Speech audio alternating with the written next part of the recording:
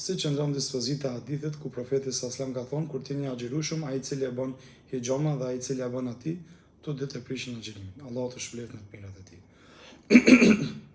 Amin edhe juve gjithashtu.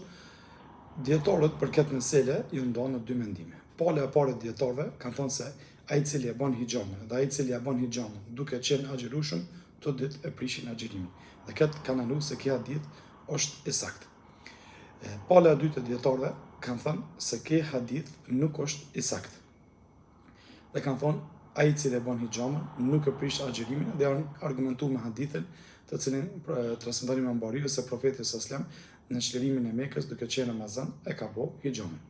Tash si mi bashku këto dy hadithe, mendimi i parë i dietarëve, të cilët kanë thonë që hadithi është sahih, ka thonë që e prish, mirë po, kanë thonë dietarët, që hadithu është shfaqëzuar, domethënë me hadithin tjetër, se në fundin e jetës profetit sallallahu e ka bën hijamin edhe duke qenë agjerueshëm. Kështu që kanë thonë që hadithu është shfaqëzuar dhe ato që anojnë këtë mendim që e prish, shumica e këtyre dietarëve kanë thonë që e dobëson edhe nuk është mirë me bo për atë person i cili, domethënë nuk ka nevojë, po don vesh për shkak të çefit me bojë xhamën.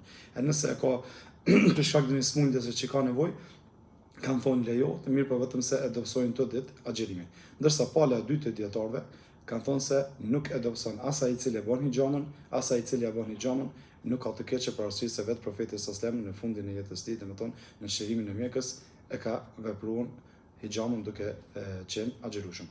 Kështu që këto janë dy mendimet të dietarëve. Mendimin më të saktë e shohim mendimin e dytë, se ai i cili e bën hijamën duke qenë agjerueshëm nuk e prish agjerimin. Allahu e din më së miri.